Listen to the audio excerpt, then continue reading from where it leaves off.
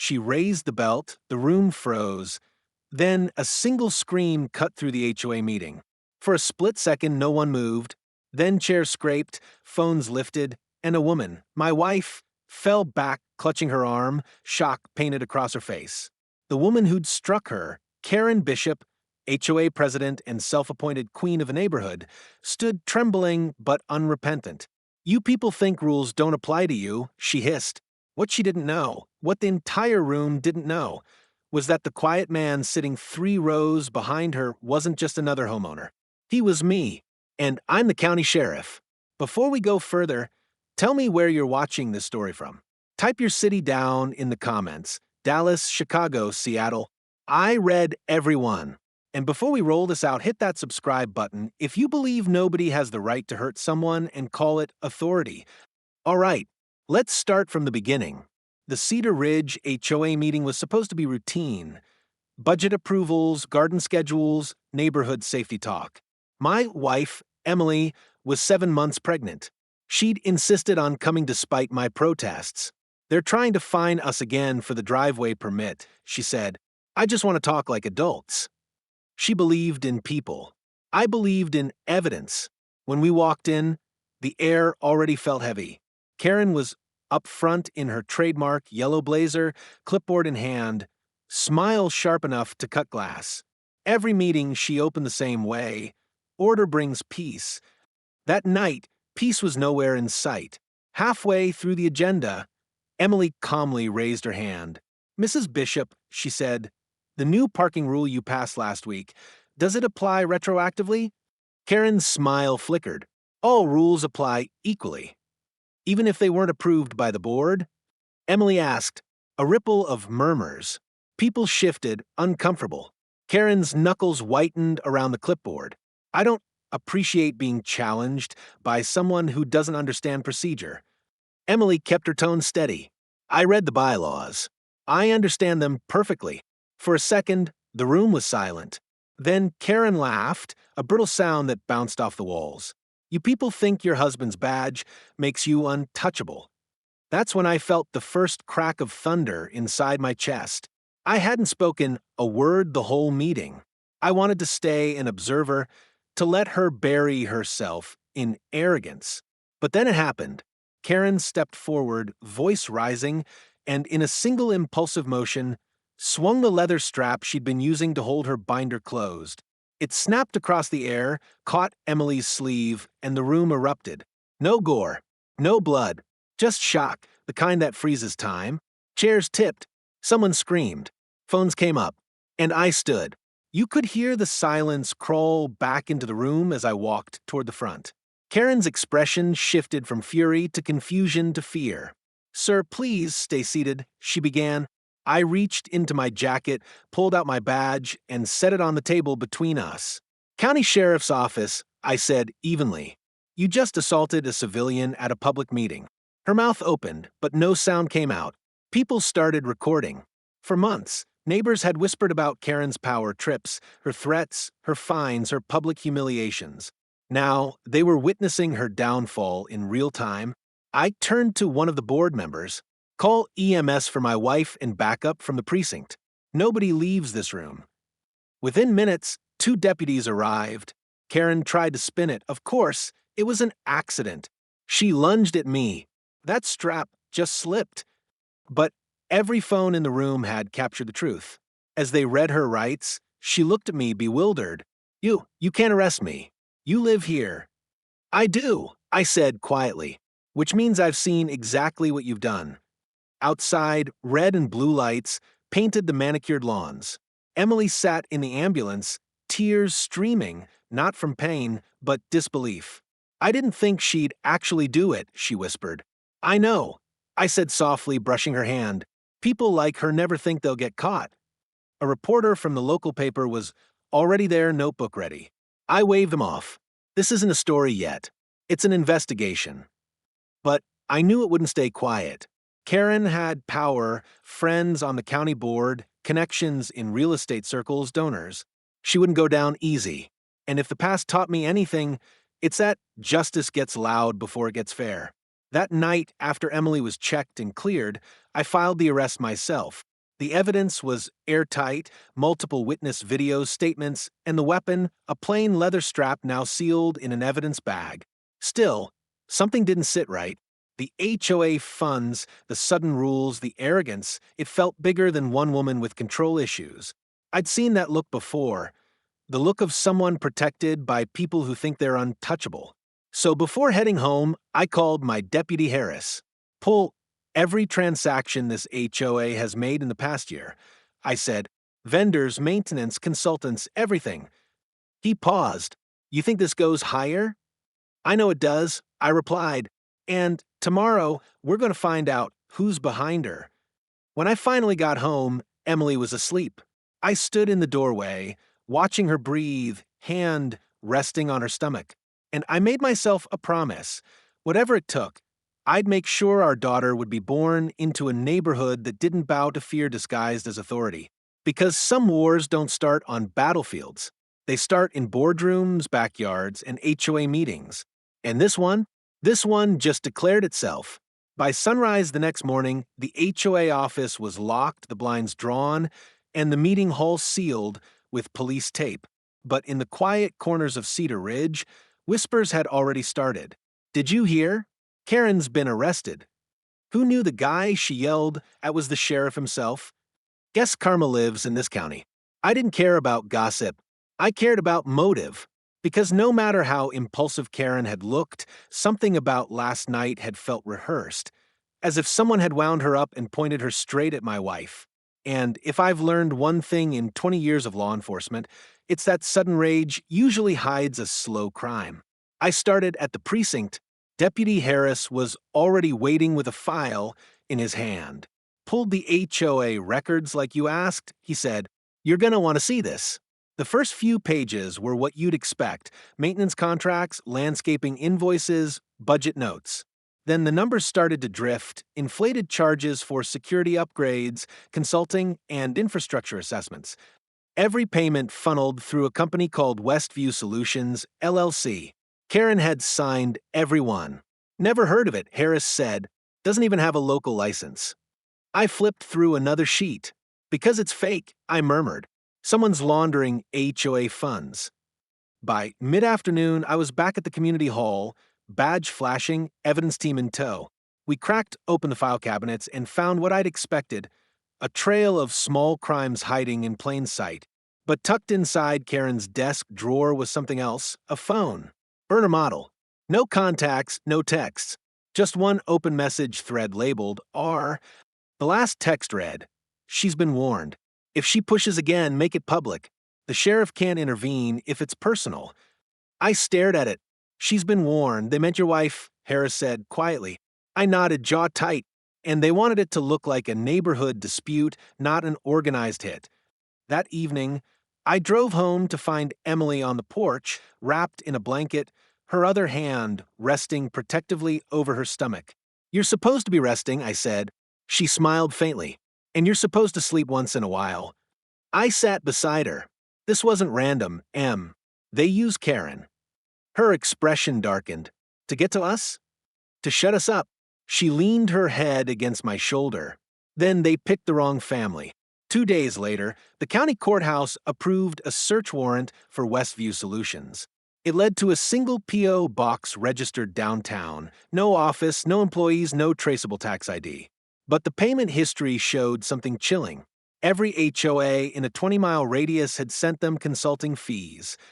Almost all signed by different board presidents, all women, all middle-aged, all conveniently trained by a private seminar group called Community Leadership Academy. And the founder of that academy, a man named Raymond Collier, a retired developer, once fined for fraud in another state, now quietly building a network of compliant HOA heads under the guise of leadership programs. He'd created his own web of control, suburban power wrapped in smiles and rules. And Karen was his most loyal follower. I drove to the detention center the next morning. Karen looked smaller now, no yellow blazer, no crowd to impress. When she saw me, her jaw tightened. "I knew you'd come." "I need answers," I said, voice steady. "Who's Raymond Collier?" Her eyes flickered. "You wouldn't understand." "Try me." She exhaled slowly. He said we were fixing things. He said homeowners needed discipline, that the system would reward those who enforced order. And the money? She hesitated. He handled all that. Said the funds were training reimbursements. I just signed. Why target my wife? Karen looked down. Because she wouldn't sign. He told me to make an example. Her hands trembled. I thought it would scare her, not. I held up a hand. Stop. You made a choice. She nodded, tears slipping free. I know, and I'll live with it. When I left, Harris was waiting by the car. What's the play? Collier's running a racket. I said, find the seminar schedules, the bank trails, the shell accounts. I want to know how deep this goes. He nodded. And if he's smart enough to cover it? I looked at the gray sky, feeling that old, familiar calm before a storm. Then we make him panic. People like him always slip when they feel watched. By evening, the story hit local news again. But this time, not about the assault. It was about corruption. County sheriff uncovers HOA fraud network, the headline read. Calls poured in from neighboring towns. Residents reported mysterious training retreats, inflated fines, threats from their own board presidents. Collier's name appeared in 2 complaints already. He wasn't just losing money, he was losing control.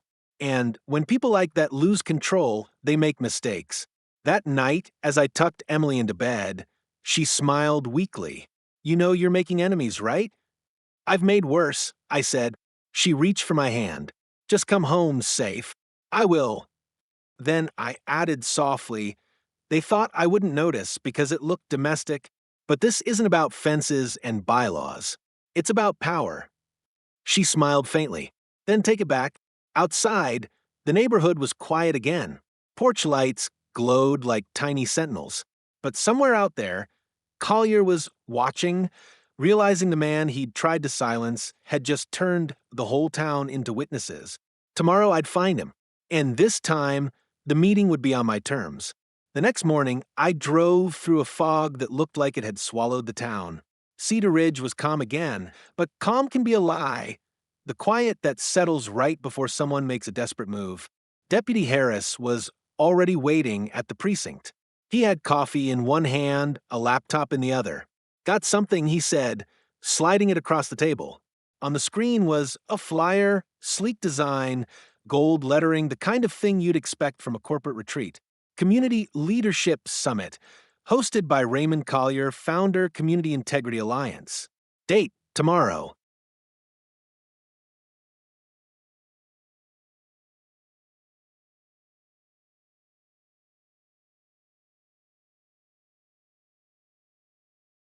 Location, the Grandview Hotel, County Conference Center. Every HOA president in 3 counties had been invited. And it wasn't just a meeting. It was a recruitment drive. I leaned back in my chair. He's bold. Public. Too bold, Harris said. You thinking what I'm thinking? I nodded. We go. But this time, we're not guests. By noon, the plan was set. Our department coordinated with the State Bureau. We'd pose as attendees, wired and ready. The goal wasn't confrontation, it was exposure. We needed proof that Collier wasn't just scamming homeowners, he was training enforcers to use intimidation for profit. Karen agreed to cooperate from custody. Her voice shook when she said, he'll trust me if I call. He'll think I want my position back. Then make the call, I said. That evening, she sat across from me in the interview room, hands folded tight. The phone rang 3 times before a smooth, familiar voice answered. Karen, he said, didn't expect to hear from you. I made a mistake, she stammered. The sheriff's tearing everything apart. But I can still help. You told me loyalty matters. A pause. Then Collier chuckled softly. You want back in? Yes, she said. I just want to fix this. Then show up tomorrow, he replied. We'll see if you still remember how to follow orders. The line clicked dead. I nodded to Harris. That's our confirmation. The next morning, the Grandview Hotel gleamed under the winter sun, banners waving proudly over its marble entrance. If you didn't know better, you'd think it was a conference for business professionals, not a gathering of suburban monarchs. Inside, round tables were set with name cards, each one embossed with a neighborhood's crest. A projector looped a slogan on the big screen: "Order creates peace. Peace creates profit." It made my skin crawl. Karen sat near the front, her posture stiff, every movement rehearsed. I stood at the back, plain suit, fake badge clipped to my pocket, just another consultant. Then the doors opened. Raymond Collier walked in. Tall, gray-haired, confident. The kind of man who could sell a storm shelter in the middle of a drought. The crowd quieted immediately. "Welcome, my friends," he said. "We are the guardians of civility. We protect communities from chaos. The state will never understand what we do." He smiled, slow and deliberate, "But we understand each other." Applause. Cameras flashed, and then he said the line that sealed his fate. "Our next phase begins this month. By spring, every HOA under this alliance will adopt the compliance program. Fines, surveillance, behavioral reports. We'll lead the future of order." The room erupted again, agreement, excitement, greed. But my recorder caught every word. Halfway through the session, I gave Harris the signal.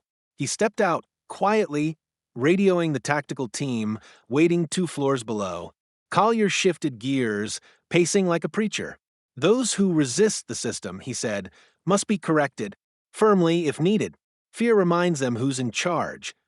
That was it, the words we needed. I pulled my badge from my pocket, clipped it to my belt, and walked toward the stage. Collier's eyes narrowed. "You're not one of mine." "No," I said. "I'm the one you tried to silence." He blinked once. "Ah, the sheriff." Then he smiled. "I see your wife recovered." Every table went silent. Every camera turned. "You made one mistake," I said. "You taught your people to record everything for evidence. And now those recordings are going to bury you." His jaw tightened. "You can't touch me. These people work for private associations, which are funded through fraud." I replied, "And you just confessed in front of witnesses." Behind me, the ballroom doors swung open. State agents poured in. Voices shouted. Badges flashed. Collier's smile finally cracked. As officers cuffed him, he turned once more toward Karen. "You think they'll forgive you?" he said. She looked down. "I don't need forgiveness. I need to stop this." They let him out, the crowd scattering like startled birds. By the time the dust settled, the room was empty, just chairs, microphones, and the echo of one man's arrogance collapsing under its own weight. That night, I drove home under a quiet sky. Emily waited on the porch, blanket around her shoulders, eyes tired but bright. "You found him," she said. "Yeah," I said softly. "We found him."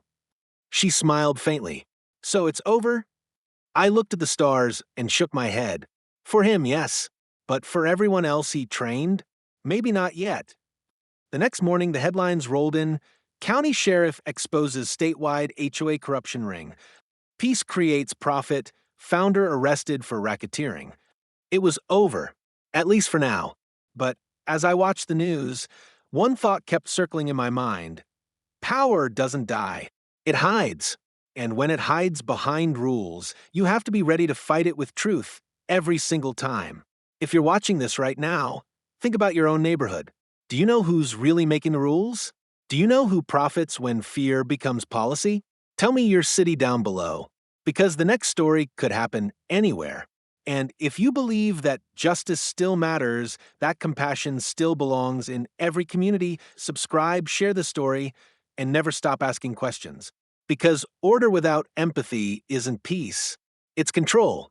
And it only ends when someone finally says, "Not here, not anymore." When the morning sun broke over the courthouse steps, the quiet didn't feel peaceful, it felt temporary. News vans lined the road.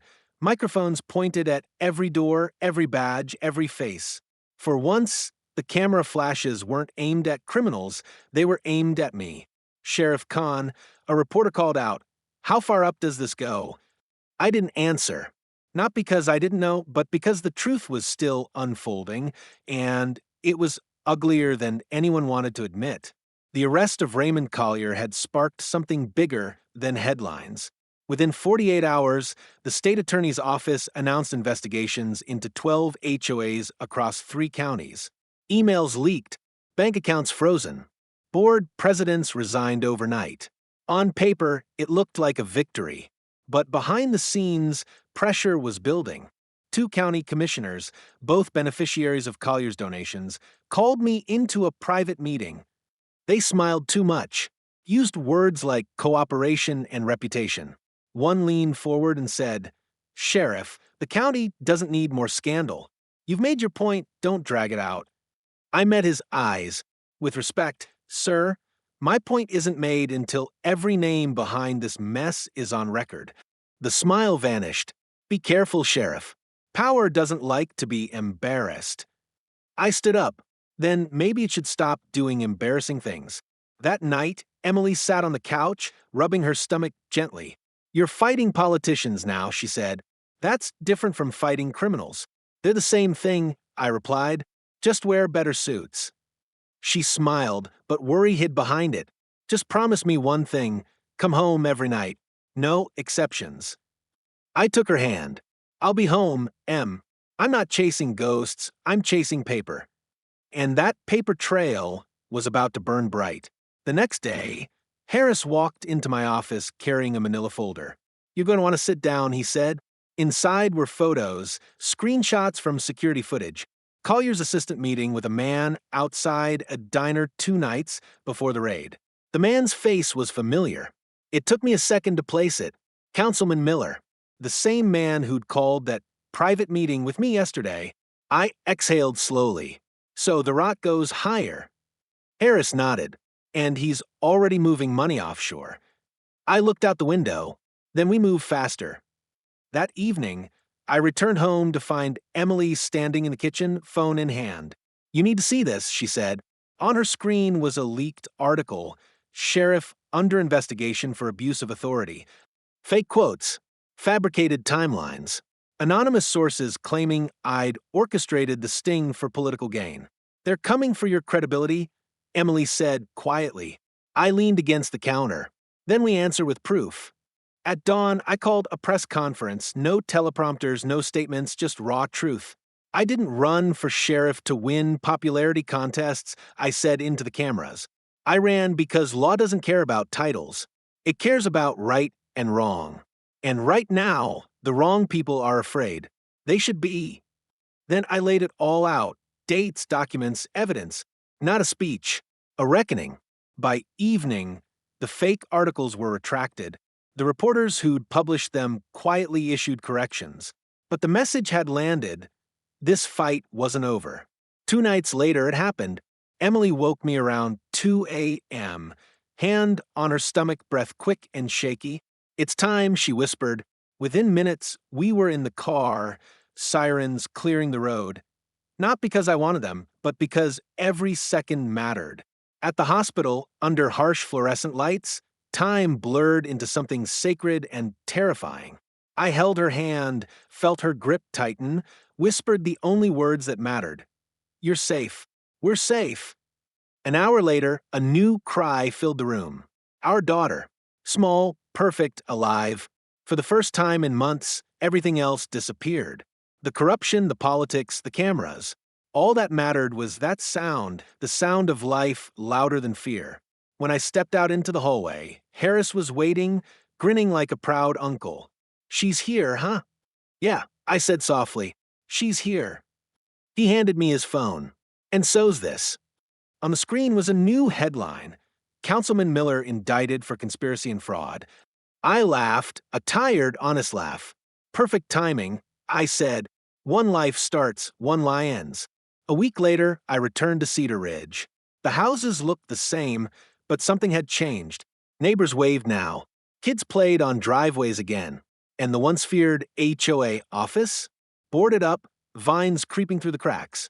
Karen had written from jail, offering to testify against Collier and Miller both. She ended her letter with one sentence that stuck with me. "I spent years teaching people how to follow rules. You taught me why rules need hearts." That night, I sat on the porch with Emily and our baby, the quiet wrapping around us like a blanket. "Do you think it's really over?" she asked. I looked out at the neighborhood, the streetlights glowing soft and steady. "For us? Maybe," I said, "but for people like them?" They never stop trying. They just wait for new shadows. She smiled faintly. Then, I guess you'll keep the light on. I kissed her forehead. Always. If you've watched this far, take something from our story. Power without empathy is a weapon. Rules without compassion destroy what they're meant to protect.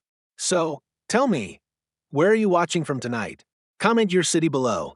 Because corruption isn't just a headline, it hides in every corner until someone says enough.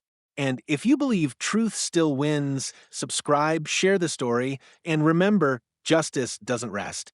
And neither should we. The headlines had cooled, but the fire underneath hadn't.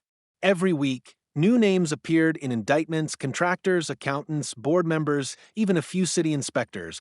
The network Collier built had taken years to grow, and now it was unraveling thread by thread. But there was one name still missing. The one who funded everything. I first saw the pattern 2 weeks after Emily came home with the baby. I was sitting at the kitchen table, baby monitor on my left, coffee on my right, scrolling through wire transfers. Most payments led back to shell companies under Collier's name. But 5 of them ended somewhere else. One single account based out of Chicago. The name on the registration, Daniel Weaver. I froze. Weaver wasn't just anyone. He was the state treasurer's former consultant, the kind of man who never showed up in headlines but always showed up in balance sheets. That afternoon, I drove to the state office building. The air inside smelled like paper and politics.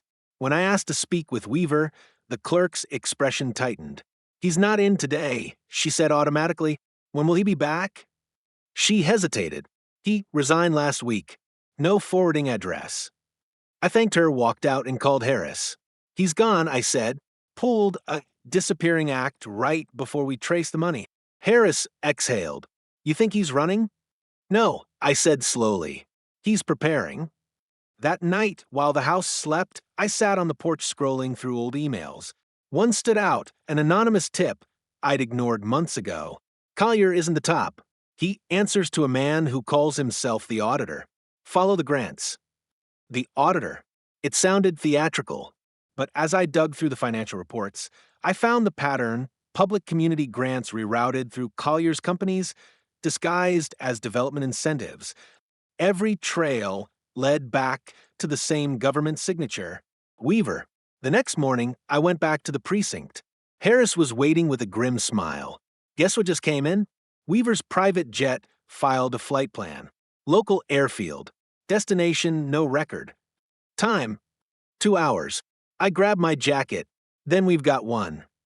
The runway shimmered in the midday heat. When we arrived, Weaver stood near a black sedan, phone pressed to his ear, suitcase in hand. No entourage, just calm, collected confidence. I approached slowly, badge in plain sight. "Daniel Weaver," I called out. He turned, composed as ever.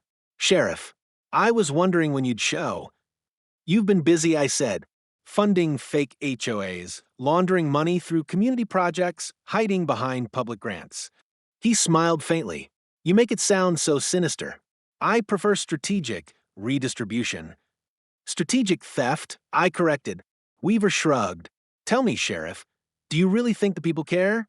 They pay dues, they follow rules, they forget. Order needs funding.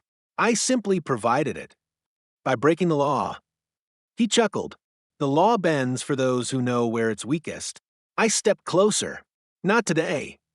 Right then, the hum of engines grew louder. State patrol cars rolled in from both sides of the runway. Weaver's smile faltered. "Daniel Weaver," I said, "you're under arrest for conspiracy, fraud, and obstruction of justice." He sighed, almost disappointed. "And here, I thought we were both servants of order." "I served justice," I said quietly. "You sold it." By evening, Weaver was in custody. The story hit national news.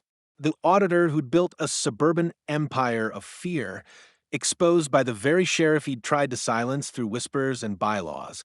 The county board called it the most successful corruption case in state history. But for me, it wasn't victory. It was release. Weeks passed. Karen testified, her voice steady but heavy with remorse. Collier pleaded guilty in exchange for leniency. And Weaver? He never broke. never admitted guilt. But the evidence spoke louder than any confession could. The system he built was gone. The silence he used as a weapon broken. On a calm Sunday morning, I walked into the nursery. Emily sat, rocking our daughter, sunlight spilling across her face. "Look who's awake," she whispered, smiling. I knelt beside them, resting a hand on the tiny blanket. For the first time in months, I felt something I hadn't let myself feel: peace. "Do you think it's really over?" she asked. "Maybe not everywhere," I said, "but here it's over." She looked down at our daughter. "Then maybe it's time we start living again." I smiled. "Yeah, I think so." That evening, as dusk painted the porch gold, I recorded my final statement for the department's report. Not for the courts, not for the news, just for the record. Corruption doesn't start with greed. It starts with fear, fear of losing control. But communities don't need control. They need courage. And courage begins when one voice says, "No more." I hit save, closed the file, and stepped outside. The night was quiet again. Not the tense kind of quiet, the honest kind. If you've stayed with me till now, tell me something. Have you ever seen someone misuse power at work, in your neighborhood, anywhere? What did you do? Comment below, and let's see how many people still believe in standing up.